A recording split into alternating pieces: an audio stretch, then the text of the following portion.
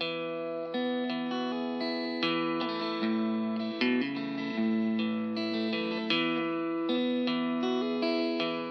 my lovelies. Let's talk about Heathers. So, this movie is barely 80s. True. It came out in 89. It was filmed in 88. Um, it was also, like all of the movies I seem to love, a flop at the box office. Not as big as some of the others. The budget was $3 million. It made $1 million. But it got its cult following in video rentals and sales, as it does. Also, I think it played on HBO forever, and that helps. Yeah. So this is considered a dark comedy. And I think that you will see that it is indeed super dark. It is rated R for language and themes, as it should be. Even if it is about teenagers, it's a bit of a satire, I think, just done in the most stabbing, skewering way possible. What it boils down to is you have a clique of popular girls, the Heathers, and there are three Heathers, Heather Chandler, Heather McNamara, and Heather Duke, who always wear the same colors, you will notice. Here's our three Heathers. Heather Chandler always wears red. Heather McNamara always wears yellow, and Heather Duke always wears green. And there is a reason for this. Heather Chandler is the head Heather. Heather number one, as some people call her. Red is a power color. It was the power color of the 80s. Heather Chandler, who I really think is Heather number two, always wears yellow because of these three, she is the most meek. Yellow is typically a color of cowardice. You know, he was yellow, kind of deal. And I wouldn't say that she's a coward, but she's meek. She just goes along to get along, and doesn't think a lot for herself. And then there's Heather Duke, who always wears green because she is jealous and girlfriend wants that power. Yeah, very envious. So those are the three colors. And throughout the entire movie, with the exception of Heather Duke, but we'll get to that, they stick to these colors exclusively. And then, of course, we have Veronica. Now, Veronica always wears gray or black with a little bit of blue here and there, sort of to differentiate herself from the Heathers. Her name alone is not the only thing. So you've got three Heathers and a Veronica, and their clique is the most popular clique in school, and they are the Heathers. These girls are the original Mean Girls. This movie was before Clueless. This movie was before Mean Girls. This is what everything is based upon after it. And it's much meaner than Mean Girls, let me tell you. Yes, but what happens is Veronica, who is brilliant. They wanted to put her in high school straight out of 6th grade, but, her parents are like, that's going to be weird. So, just stay where you're supposed to. So Veronica's really, really smart. And she's very feeling, and she's very frustrated because she's in the popular crowd, but she really kind of hates her friends because they're mean and nasty, and they love the sway they hold over the rest of the student population. And they're mean just for the sake of being mean, because sometimes popular people are. She meets a boy named JD, played by Christian Slater, and he was adorable. Not that Christian Slater isn't still adorable, but he was so adorable back then. Throughout the movie, Christian Slater pretty much does a Jack Nicholson impersonation. I'm not going to lie, but it's pretty effective. JD is, I think we'd call him an anarchist. He enjoys chaos. And he's also very smart. But of course, he's a bad boy, so Veronica is drawn to him like a moth to a flame. So what happens in this movie is that Veronica knows that Heather Chandler, Heather number one, is a bit evil, but she still considers her her best friend for some reason. I'm never quite sure why. Yeah, after a college party, they have a fight, and she remarks that she wishes Heather Chandler were dead. JD takes her seriously, and Heather ends up dead. She drinks drain cleaner. In the panic, JD suggests they make it look like a suicide. So Veronica, who has a hidden talent of being able to mimic the handwriting of anybody, which has previously, of course, been demonstrated in the movie, fakes a suicide note for Heather, and everybody buys it. In death, the evil queen bitch of high school, Heather Chandler, becomes a deeper, more loving person with a soul, which kind of aggravates Veronica.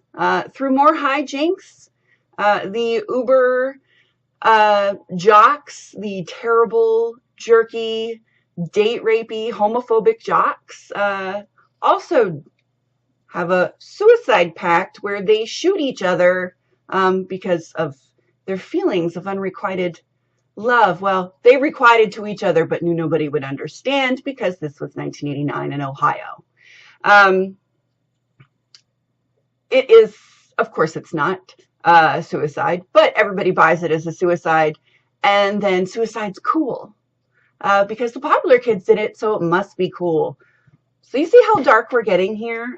Regardless, Veronica decides that this isn't the way and decides to stand up to JD. I don't want to give away any more of the story. If you haven't seen it, you really, really should.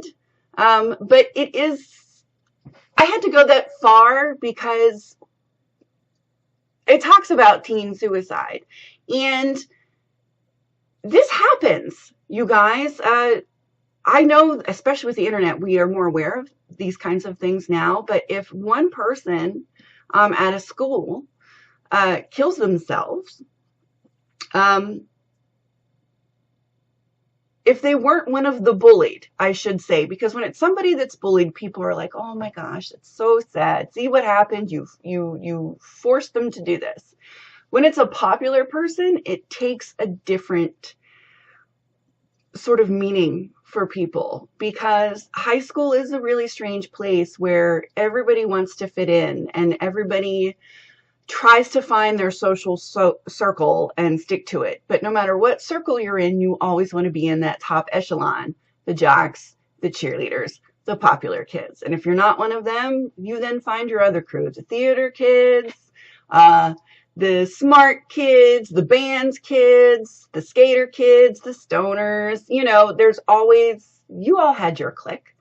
Yeah, and it's just how terrible it is. And this shines just a big blinding light on it in a really sort of farcical way, but it's like the meanest, nastiest farce you've ever seen. And it's funny. It's funny because it's not real. If this were really happening, it would be a tragedy. But like I said, it is a farce. The jocks are super jockey. The popular girls are really mean. The guidance counselor, oh my God, I snapped a picture of her. You can tell she is the guidance counselor, and she's hippy dippy because of the crystal around her neck, her bracelet, her butterfly earring. Yeah, I mean, completely stereotypical. Yeah, the parents who don't care, not that they're mean, they're just ambivalent to what's happening, I guess. Yeah. So, I mean, this goes straight to it. It skewers everything about high school. And the social hierarchy therein. So let's go over our 80s checklist, and then we'll do some closing thoughts. 80s checklist. Is there synth? Wee bit. This is the end of the synth generation, so there's a wee bit here and there and underlying themes, but it's not egregious. How is the fashion? Oh, the fashion is 80s.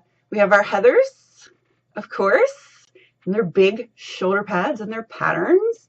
There is this really great terrible shoulder pads and hat happening on Winona Ryder here. What else was there? Yeah, so I'm sure I've had a couple of various 80s fashions go by. Yes, it was the 80s. And my God, the hair. Still in that nice giant big phase. Any mullets? Yep. Ram has a mullet. It's a baby mullet, but it's a mullet. Are the cars hideous? Oh yeah. That's a Mustang, which in today's day is a hot car. That's what the Mustang looked. That Ford, what were you thinking? That's hideous. Special effects. Special effects are pretty low key. Nothing digital. Mostly makeup. Some smoke and mirrors, so nothing major. Any montages? Shockingly, no.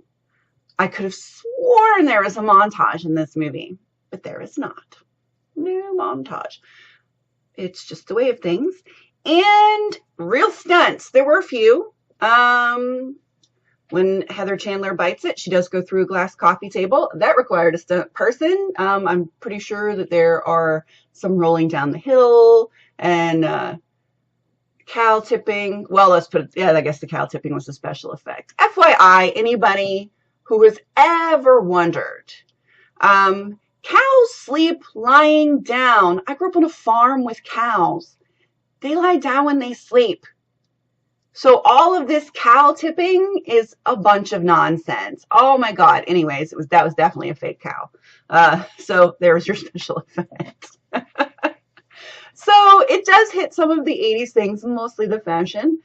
There are a few things that you may know from this movie that you may not have formerly known.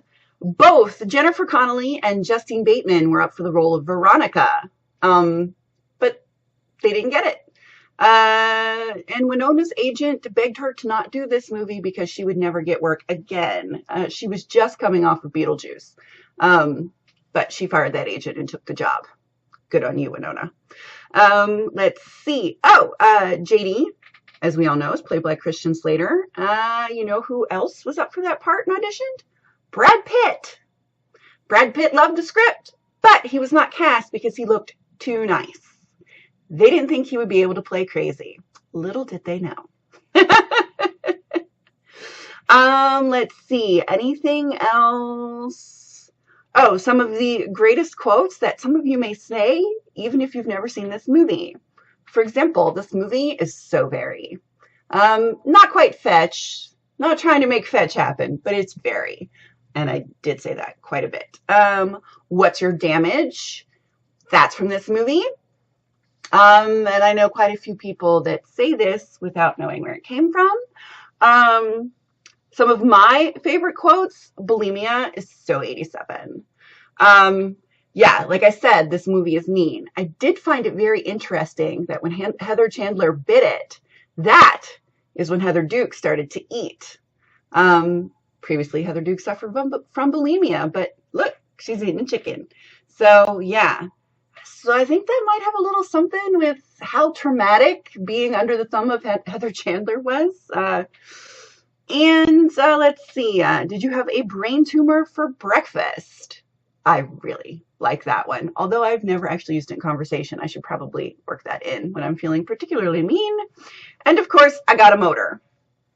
Which was always funny because it's always preceded by great pate, I got a motor if I'm going to make this party. Great pate, I got a motor if I'm going to make this funeral. Yeah, I don't know. The language is very of its time as well. I really, really, really enjoyed it. The only other thing that you need to take from this is the red scrunchie. Scrunchies were huge in the 80s. And Heather Chandler's talisman of power was a red scrunchie. By the end of the movie, some way, about 3/4 of the way through, Heather Duke has acquired said red scrunchie, and she now thinks that she is the head Heather. By the very end of the movie, Veronica has taken it back and decided that there is a new sheriff in town. So I always found it kind of funny that the red scrunchie was a symbol of power. How 80s is that? Okay, that's all for today.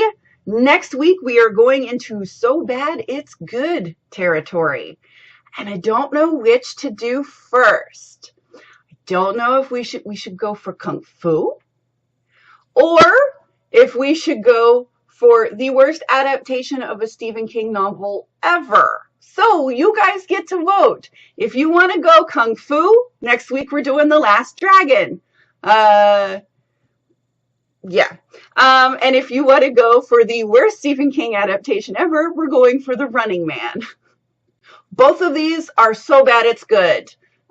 So you make the choice. Are we going for Schwarzenegger, or are we going for Kung Fu? Let me know. Whichever one we don't do next week, we're doing the week after, though, because I love movies that are so bad they're good. Okay.